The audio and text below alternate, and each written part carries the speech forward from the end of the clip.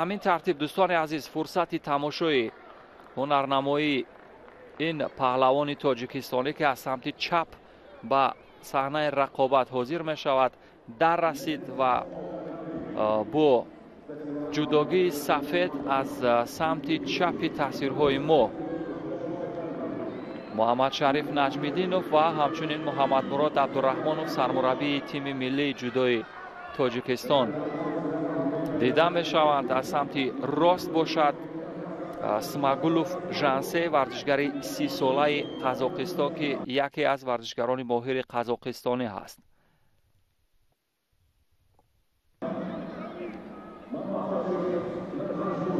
محمد شریف نجمیدینوف 24 ساله است. در ریتینگ فعلا موقع 112 هم را دارد و اسماگولوف باشد در ریتینگ در زینه 28 هم هست و برتری شانس پیروزی 35 در 65 هست. 65% دستاندرکاران جودو تیوی شانس پیروزی را بر اسماگولوف دانستند و 35% به نجمیدینوف. و خواهیم دید که چی اتفاق می افتد. نجمیدینوف بعضا در رقابت های بین المللی هم با پرتاب های جذاب و دیدنی ماهرانه ظاهر می شود. این هم رقابت هایی که این ورزشگران در صحنه جهانی داشتند. نجمیدینوف تا این مدت 8 رقابت در صحنه رقابت های جهانی دارد. همگی در 2 تای آن پیروز شده است که این 25% را تشکیل می دهد و این نشاندادی چندان خوب نیست. و اسماگولوف باشد 200 رقابت دارد که 126 پیروزی در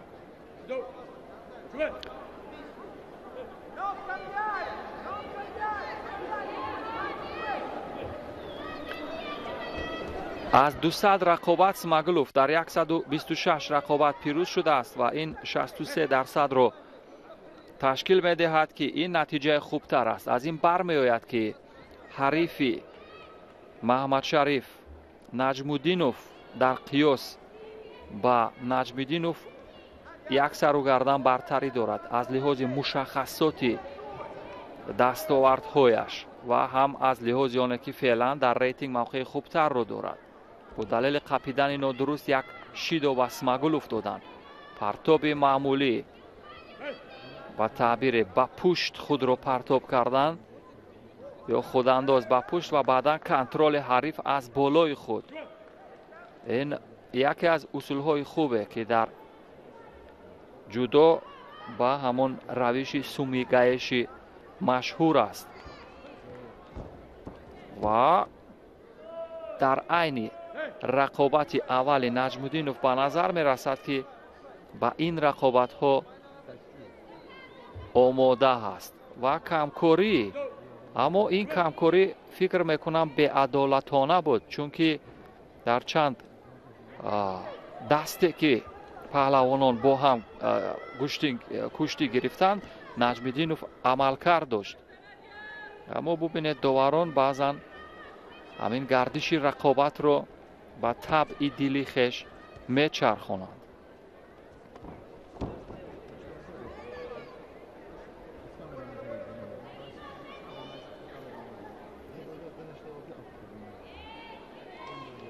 مبارزه برای قپیدن خوب. نجمیدینوف در حالی که میقپد فوراً برای اصولهای پرتابی کوشش میکند و این حرکات دروغین بود از سوی اسماگولوف ژانسه. بله، فالش اتاک، حرکت دروغین. نجمیدینوف 2-1 از لحاظ کارت‌های زرد یا شیدوها پیشتاز است در این رقابت. فقط از لحاظ اصولهای تکنیکی یکم خود را بیشتر نمایش دهد، پس کارش خوبتر و چشمگیرتر خواهد شد. بسیار بار دیگر هم همان حرکات دروغین اسماگولوف به نظر می رسد که از لحاظ فنی چندان برابری ندارد حرکاتش در برابر نجمیدینوف.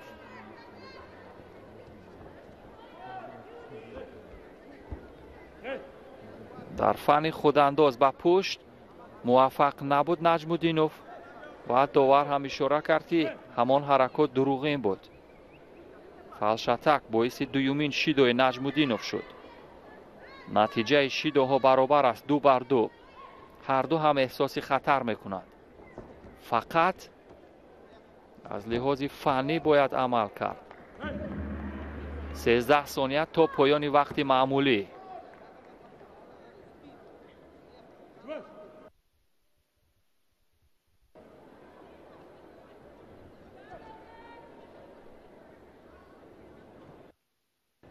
در این ثانیه های پایانی اگر یک اتفاق غیر چشم داشته بیفتد پس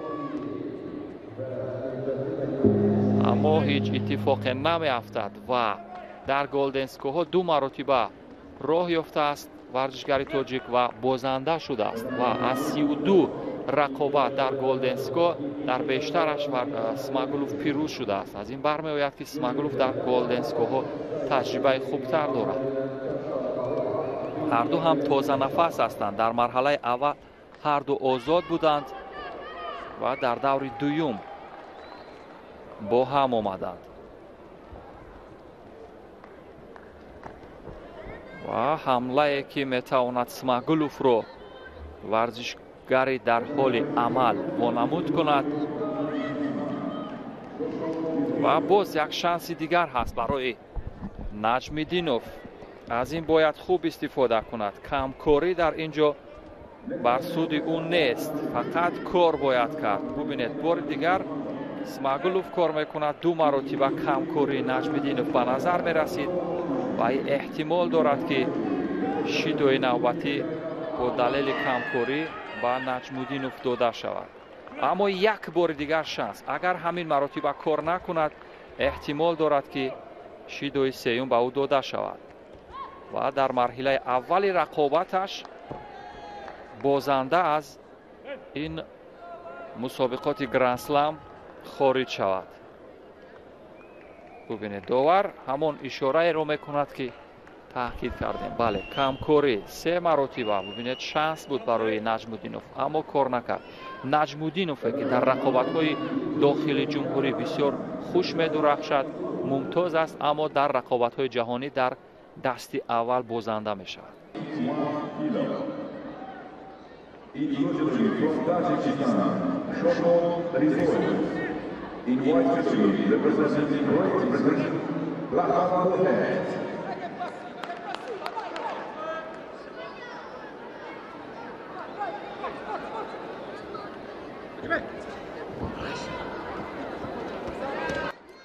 همراهان همیشگی شبکه تلویزیونی ورزش و مخلصان دوست داشتنی گوشتن جذاب جودو، شادمان رضایف پهلوان تاجیک با جودوگی کبود هست. در برابر هماوردش پهلوان از بریتانیای کبیر لچلن مورهیت، ورزشگر 23 سال است. ورزشگر بریتانیای کبیر و ورزشگر ما 21 سال دارد. 36 در 64. برتری شانس پیروزی بر سود شادمان رضایف است در این رقابت. شادمان رضایف اگر در همان فرم معمولی خود باشد پس در این رقابت با سریعیت و همان پرتاب‌های فنی به پیروزی خواهد رسید. اما می‌بینیم چی اتفاق می‌افتد.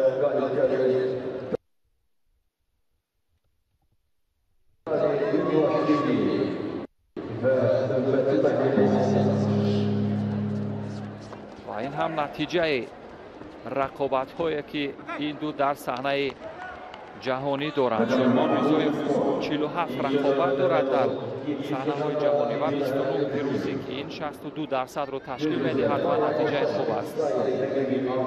و لچلن باشد 104 رقابت دارد که 51 پیروزی و 49% برتر است. یک ایپان بسیار جذاب و دیدنی از سوی شادمان رضایف در همان رقابتی بخشی سراپا در مدت کمتر از 1 دقیقه شادمان رضایف پیروز می شود و به مرحله سیومی رقابت ها می رود. شادمان رضایف در دوری سیومی رقابت ها با فرناندو ژواو از پرتغالیا رقابت می کند.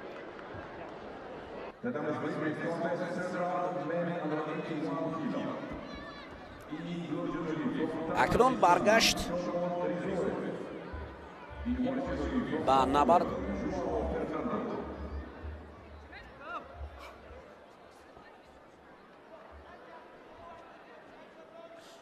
اکنون دوستان عزیز برگشت به نبرد پهلوان ما رضایف مقابل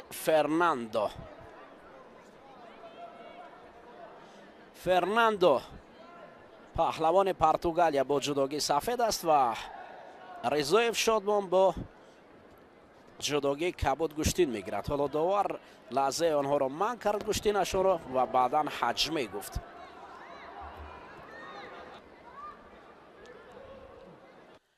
هر لحظه که هجوم میکنند پهلوانان ببینید اوه و زر بسود فرناندو شادمان یوسپوف لحظه پهلو افتید سر کتف فرناندو و زر هدیه کرد برای او. این حالت هایی که بعضا کس انتظار است نیست. اجا فرناندو پهلوان است که فقط از گرانپری یک نشان برنجی دارد. جامی اروپا را بریده است و در قهرمانی جهان 6 مرتبه شرکت کرده باره هم مدال به دست نآورده است. آخران مرتبه 2023 در مادرید در مسابقات کشاده اروپا اوپن یوروپا میگوید نشان طلا به دست آورده بود فرناندو. اکنون شادمان رضایف راضی است که 3 دقیقه نزدیک به 3 دقیقه وقت دارد. باید همه وقت در هجوم باشد تا جبران نماید که شیدایی برای ما شیدا نشان میدهند گویا که شادمان رضایف غیر قاعده داشته باشد.